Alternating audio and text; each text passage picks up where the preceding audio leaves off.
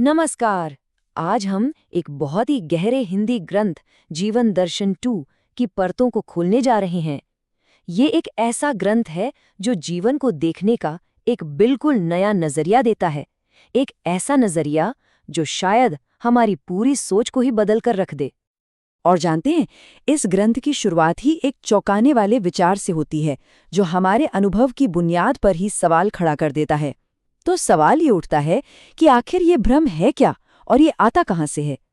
इस सवाल का जवाब हमें मिलता है पूर्वी दर्शन की एक बहुत ही शक्तिशाली अवधारणा में, जिससे ये ग्रंथ हमारी पहचान कराता है, माया। अब देखिए, माया का मतलब कोई जादू टोना नहीं है, बिल्कुल नहीं। ये तो एक तरह का पर्दा है जो हमें ये यकीन दिलाता है कि हमारी रोजमर्रा की जो धारणाएं हैं, हमारी पल पल बदलती भावनाएं हैं, या फिर ये जो चीजों के पीछे की भागदौड़ है, बस यही असली सच है। और ग्रंथ का तर्क ये है कि यही भ्रम है जो हमें एक गहरी सच्चाई को देखने से रोकता है। और सबसे दिलचस्प बात, इस भ्रम का जो सोर्स है वो कहीं बाहर नहीं बल्कि हमारे ही अंदर है।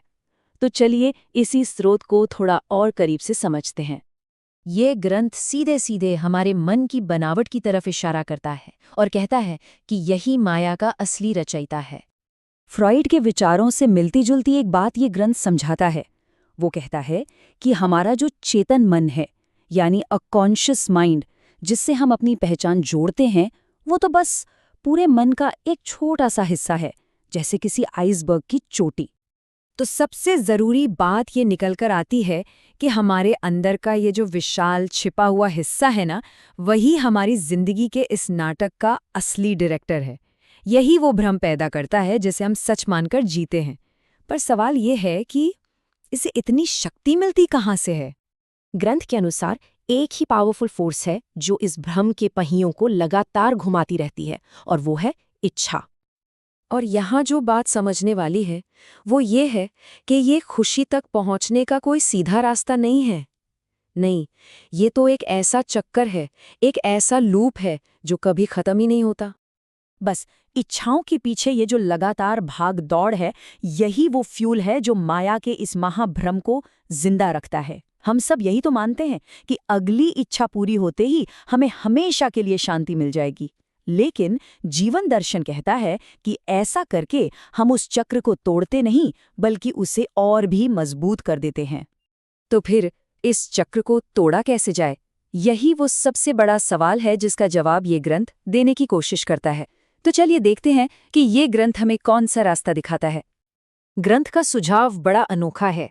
वो कहता है कि रास्ता इच्छाओं को दबाने में नहीं है, बल्कि अपनी पहचान को ही बदलने में है। और इसका पहला कदम अपने ही मन के खेल का एक इम्पार्शियल विटनेस, यानी एक निष्पक्ष साक्षी बन जाना।